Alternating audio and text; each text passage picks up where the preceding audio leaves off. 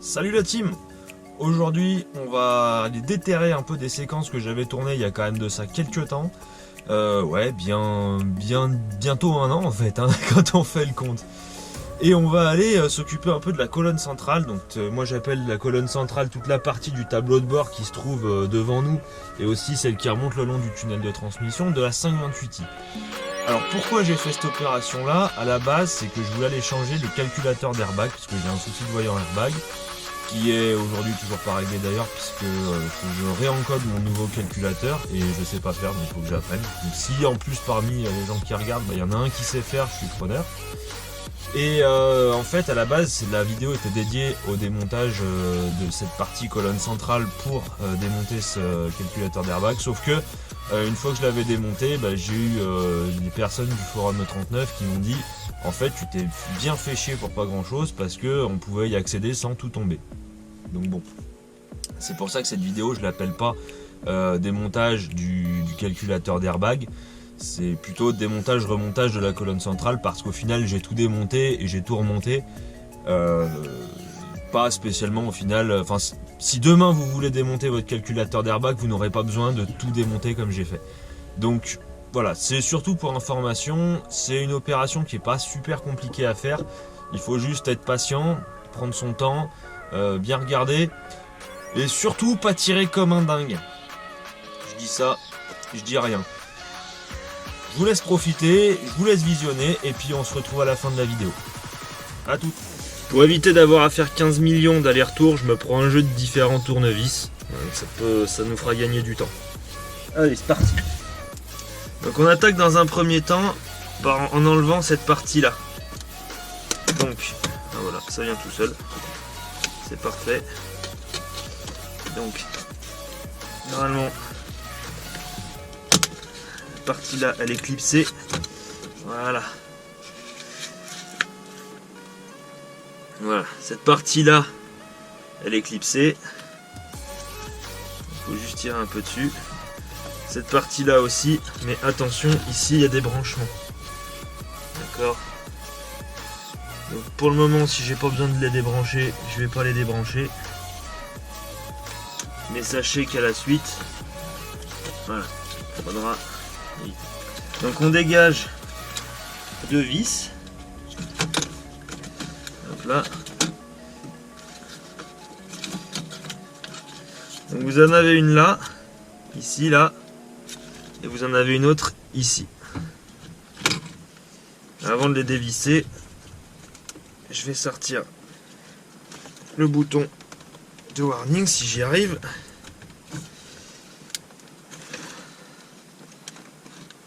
Ça va pas vouloir venir. On va aider un petit peu.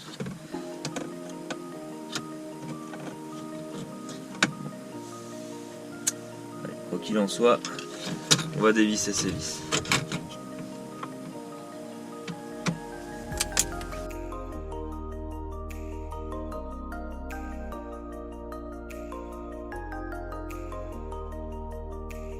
Donc une petite vis sous le bouton des warnings, là on la voit ici. Là.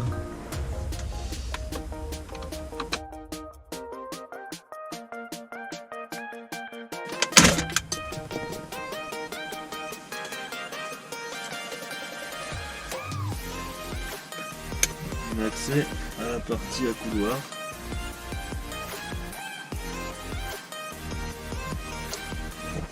Je sais pas si ça valait vraiment le coup de le démonter.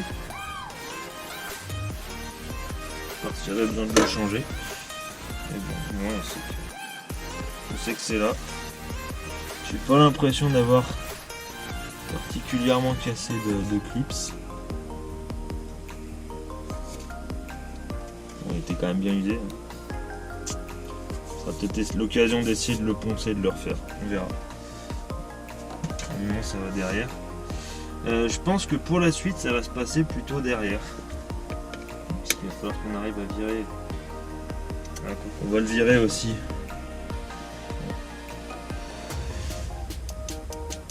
Comme ça nous fera un élément qui va nous gêner en moins.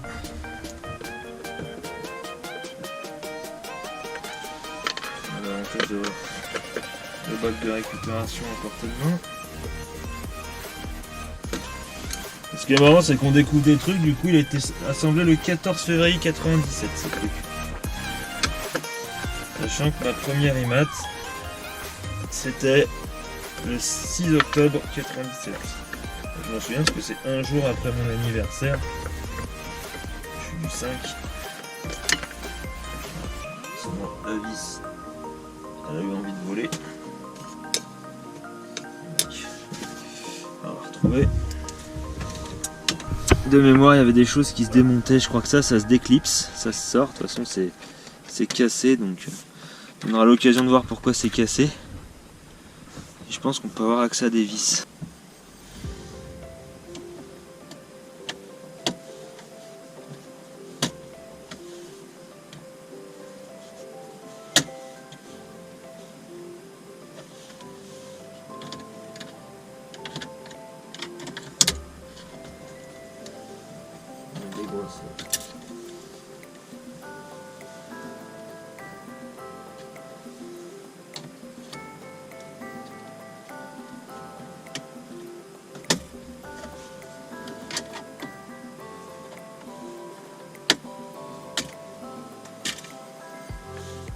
Voilà.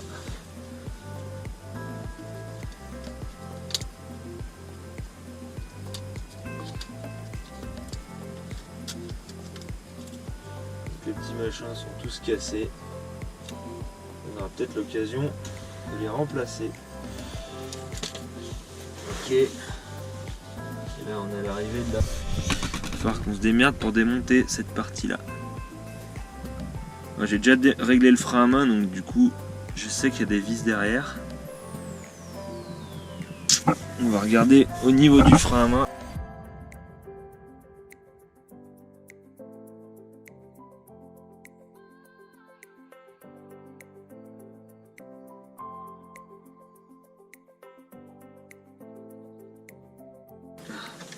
Voilà, enfin.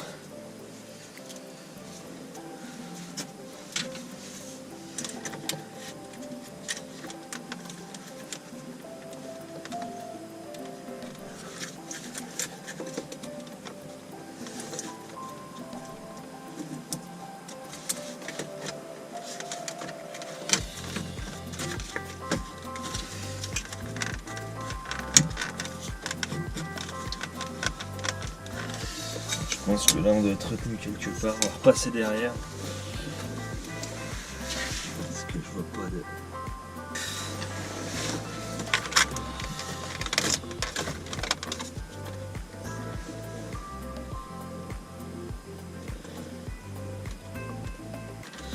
J'ai l'impression que c'est vraiment clipsé.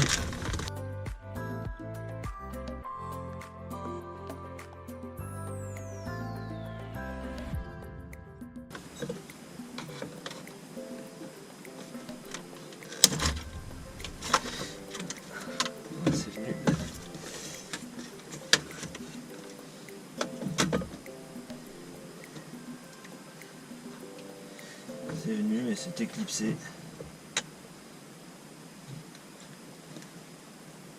Ah non, c'était vissé. Donc là, vous voyez qu'il y aura droit à un bon coup d'aspirateur. Déjà. Et du coup, ça nous dégage l'accès. Et on voit que on a une vis là. Et une vis là au-dessus du frein à main. Il va falloir enlever vraiment cette partie là. Et peut-être même le conduit d'air qui est là. Allez. Donc on se prend différents embouts de clés. Un tournevis petit, un tournevis encore plus petit parce que là je vais revisser la petite vis. Comme ça je risque pas de la perdre. Donc je voyais que ça s'ouvrait un peu. Ce qui est normal, c'est que la toute petite vis, elle s'était barrée. Donc on en profite. Comme ça évite de la perdre.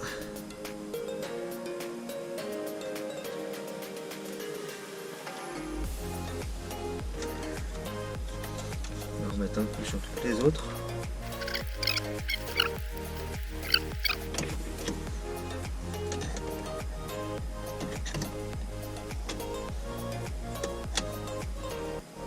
Alors ça c'est BM, ils ont le chic. de foutre des vis à des endroits inaccessibles.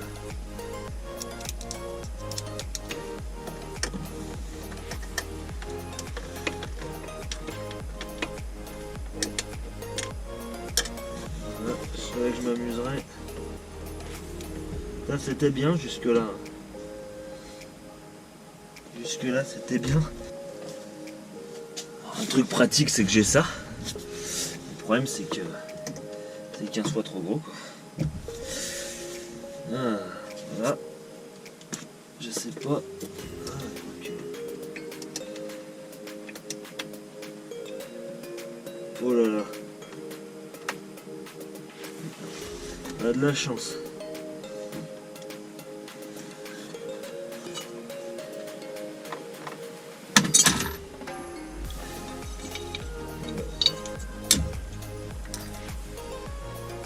Ça suffit. Ah bah. Fallait faire ça. Il s'était fixé là. Bon bah j'ai tout tiré comme un con.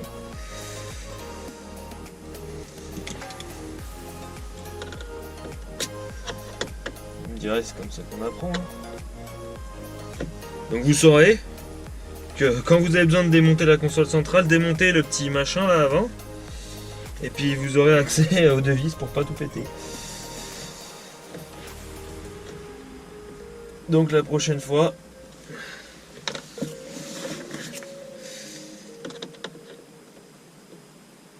voilà, retour d'expérience. Je pense que je vais être bon du coup pour retrouver une console centrale.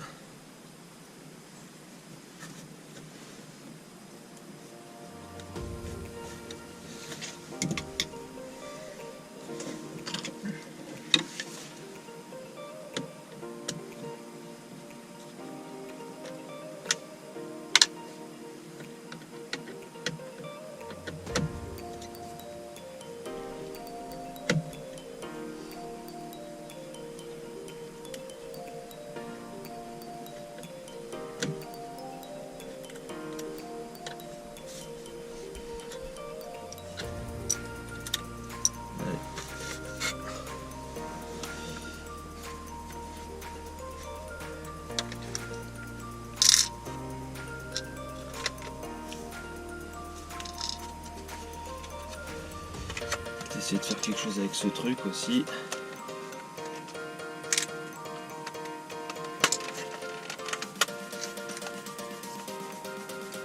Ah d'accord. Je découvre au passage qu'il y avait autrefois, je pense, un espèce de rideau pour cacher. Et que le temps il a dû être arraché.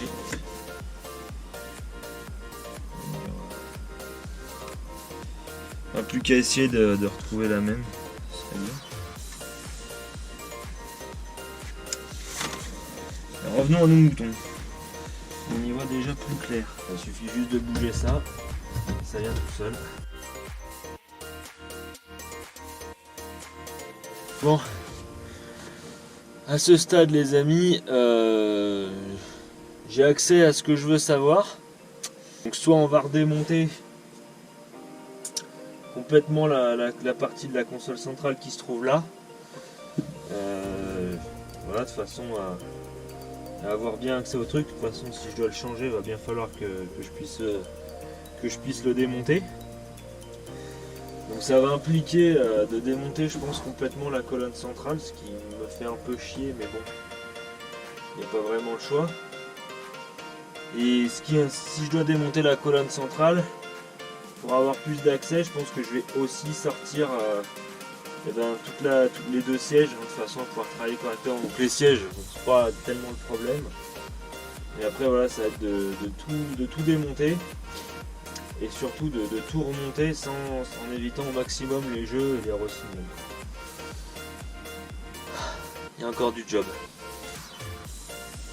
Alors maintenant on va s'attaquer au démontage de la colonne.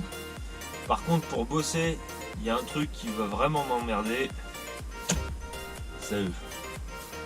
Bon, en même temps, ça va aller vite à les démonter. Regardez, je vous montre.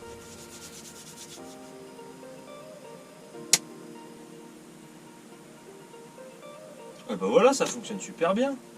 Bon, et ben maintenant on a de l'espace à pouvoir s'attaquer à démonter cette colonne et sans tout casser cette fois. Et puis regarder un peu comment est-ce qu'on peut accéder à ce boîtier. Parce que visiblement il y a une partie en métal qui est là, mais elle est bien encastrée entre les deux parties de la colonne là. Donc à mon avis il va falloir démonter la colonne. Je pense qu'elle doit sortir par en haut, mais elle vient vraiment jusque dessous le tableau de bord ici. Donc bon, il va falloir être minutieux et faire ça avec beaucoup de patience, parce que je sais pas toujours bien faire. Hein, et puis on va voir ce que ça va donner. Et puis de toute façon on a aussi le conduit là qui va nous gêner. Donc, on va commencer par aller enlever la partie qui est ici là. Je vais vous montrer. Alors, ici on a une partie qui est amovible, qui protège le frein à main. Puis je vois que un peu de partout là on a des petits caches de vis. Donc je pense que c'est des caches qui vont nous permettre aussi de pouvoir virer une partie des vis. Donc on va découvrir un peu ça ensemble. Comme je disais, on va éviter de tout péter cette fois. On va y aller mollo. C'est-à-dire que là déjà on voit qu'il y a des vis. Pour enlever la partie du frein à main qui probablement se sort comme ça ou par le dessus, et qui a l'air elle amovible. Ensuite là on voit qu'on a des petits caches. Hein. Donc du coup à mon avis il y a des vis aussi à enlever. Il y a le même normalement de ce côté. Voilà. Et après il va falloir la jouer intelligente parce que la colonne de direction elle a l'air d'aller jusque là. Et je sais pas du tout comment elle est fixée. On voit que la moquette elle a tendance un petit peu à se déclipser. Pratique. Donc voilà, il y a des vis qui vont jusque là. Donc à mon avis ce panneau il doit se tirer vers moi. On va voir ce que ça va donner. Allez.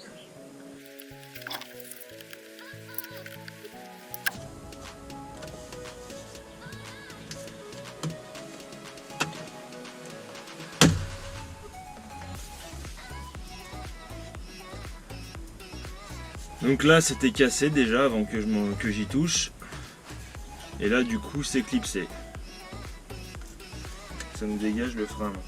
Et d'ailleurs je suis en train de me rendre compte qu'hier fallait enlever ça d'abord pour pouvoir accéder à cette vis.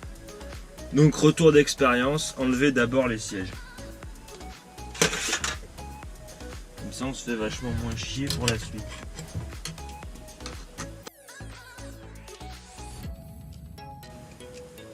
Donc les gars, elle est chiante à dévisser, mais j'imagine même pas à revisser. Ça va être une misère. Bon, ok. Maintenant, on va virer ces petits caches de chaque côté là.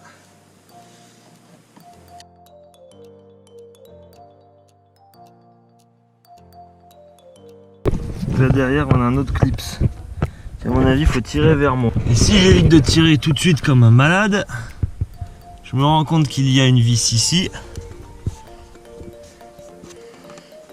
Et qu'à mon avis ça doit être la seule.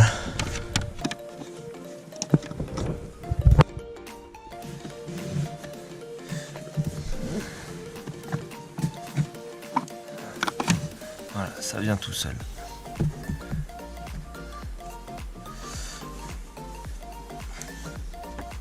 Une fois qu'on a enlevé ce panneau, on remarque que on a une vis là.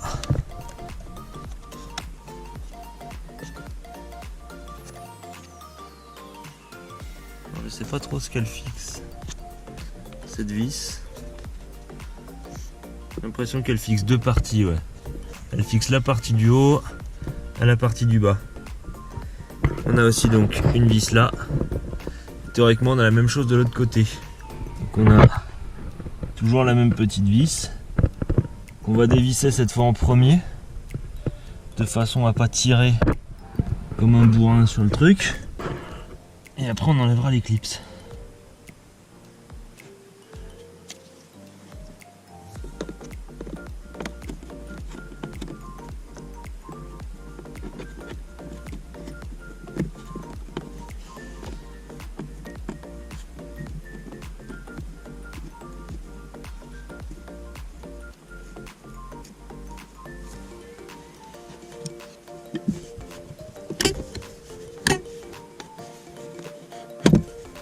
Ok.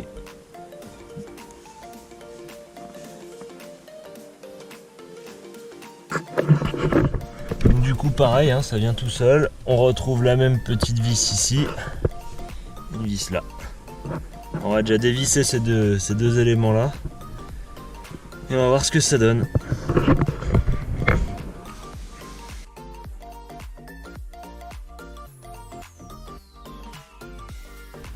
Alors ça y est, on a démonté toutes les vis. En tout cas toutes les vis qui sont visibles. Mais bon, ça veut pas bouger, hein. Ça doit être bien assemblé. Donc à mon avis, il y a aussi des éléments à enlever sur la partie commodo là. Et donc du coup, là déjà ça bouge pas. Par contre on remarque que quand on ouvre légèrement, ici il y a une vis. Et la même chose de l'autre côté. Donc à mon avis déjà va falloir enlever ces vis là pour pouvoir dégager peut-être la partie on appelle ça, la partie porte-gobelet et tout, et peut-être que derrière il y a encore des choses. Allez.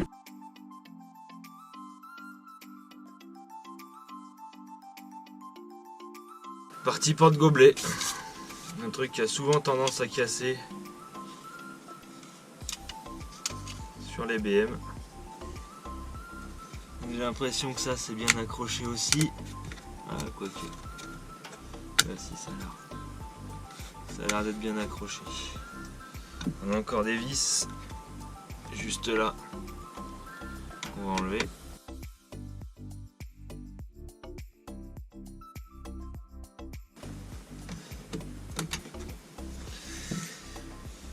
Voilà. Donc la platine, il suffit de pousser avec les doigts par derrière hein, en passant là et on l'enlève. Ça permet de dévoiler les options que j'ai pas.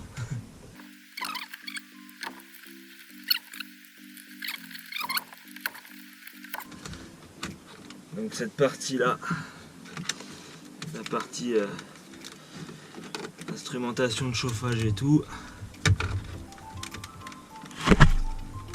on la sort tout doucement. On va l'éclipser, il faut y aller doucement avec un tournevis.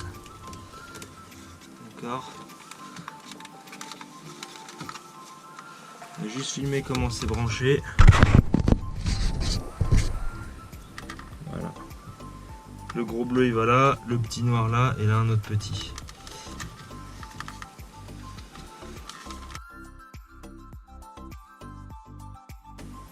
La bonne surprise, c'est qu'on a un meilleur accès aux vis.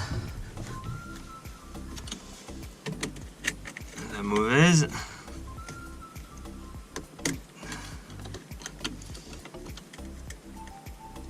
c'est qu'il y a encore des trucs qui nous gênent.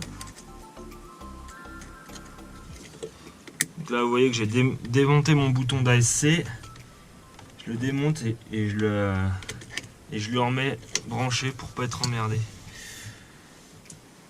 Alors je scie, là il y a deux autres vis, donc je pense qu'il va falloir enlever carrément l'encadrement.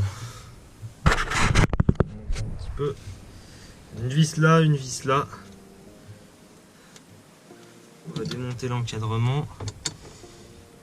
Parce que je pense que c'est lui qu'on a dévissé en bas.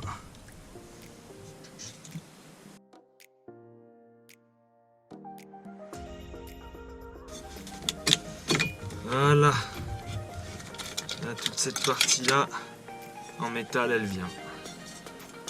C'est du métal, hein, c'est pas de la merde. Et voilà, on a accès à nos deux dernières vis ici.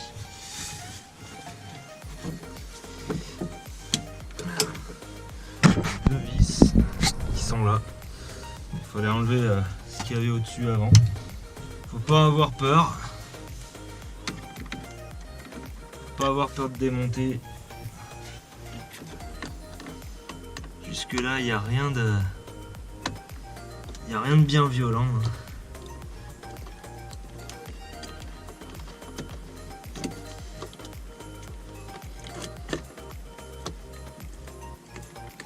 C'est juste du démontage.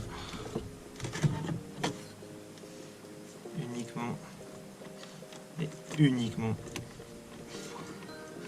du démontage.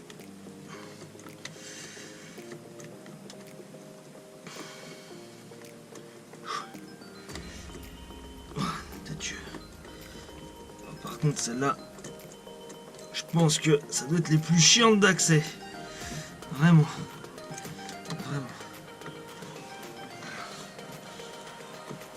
Vraiment, celle-là, elles sont casse-couilles. Pour y accéder, c'est un peu la misère. Allez, une.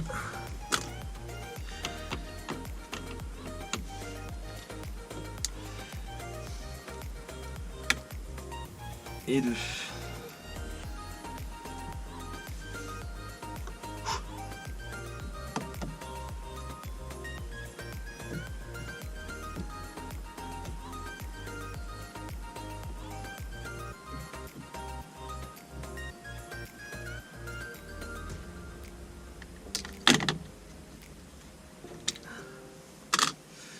Hop. Voilà.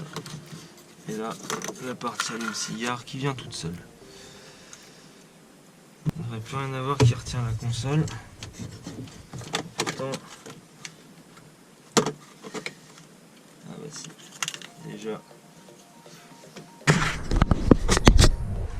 Là, il y a une vis. Une vis qui était visible depuis le début. Qui est vissé sur un gros bout de métal, donc déjà on sait que s'il n'y a plus ça qui retient, ça va déjà aller vachement mieux. Hop. Ah, ça bouge déjà beaucoup mieux.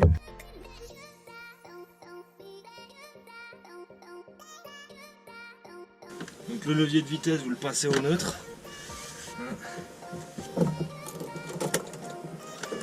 On va mettre un parking après. Donc on découvre du coup toute la partie en dessous de la colonne centrale avec 23 ans de déchets. Une gaine qui vient là. Donc bon, pour le coup, je la démonterai peut-être histoire juste d'éviter de la casser en forçant dessus, mais dans l'idée j'ai pas forcément besoin. Juste falloir être très méfiant sur la partie démontage du calculateur d'airbag. Voilà. Allez, bah, je crois qu'il va y avoir droit à un bon coup de propre. Donc, vous pouvez voir quand même que ça fait un sacré merdier. Et puis c'est dégueulasse, hein. Il y a un paquet de crasse qui a été accumulé. Donc vu que de toute façon, je vais pas avoir la pièce de remplacement tout de suite, ce qu'on va faire, c'est qu'on va tout remplacer, enfin qu'on va tout nettoyer.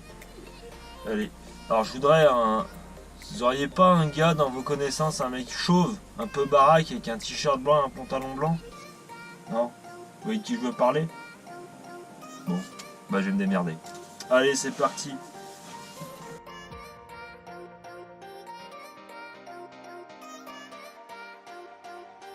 J'ai un mélange. Il y a 25% de liquide vaisselle, 25% de vinaigre blanc et le reste c'est de l'eau. Voilà, c'est assez efficace. J'ai testé sur un des côtés de la voiture qui était bien abîmé, enfin bien sale. Donc le but ça va être de pulvériser, de laisser agir, de brosser et après d'essuyer. Donc bah voilà, vous allez le voir en 3-4 secondes, moi ça va prendre 2 heures. Allez.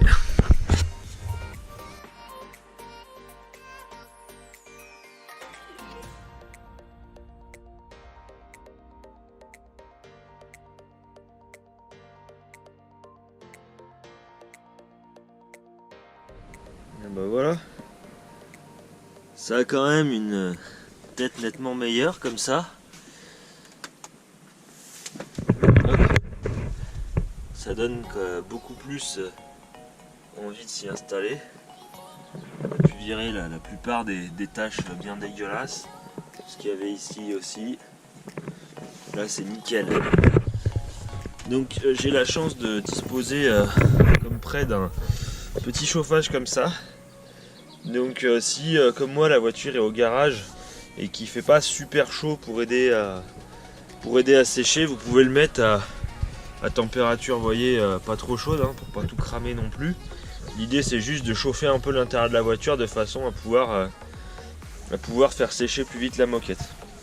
Donc voilà, dans l'ensemble, bon, il y a bien des tâches qu'on n'est pas forcément arrivé à virer. Mais dans l'ensemble, le résultat il est très satisfaisant pour vraiment pas cher. Il n'y a pas besoin d'acheter des produits qui coûtent un bras pour nettoyer sa moquette. Ça suffit. Bah, les gars, ça y est.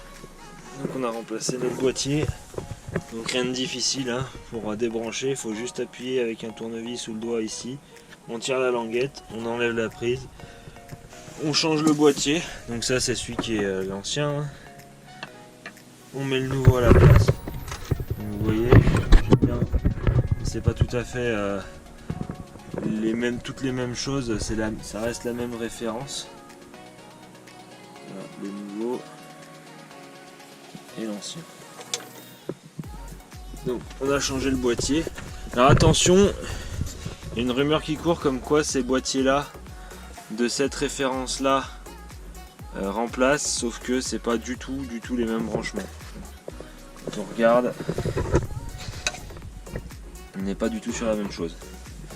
Donc maintenant il me reste à remonter tout ce merdier plus la colonne, à recoder tout, à tout rebrancher comme il faut, en espérant qu'on arrivera à virer ce voyant d'air.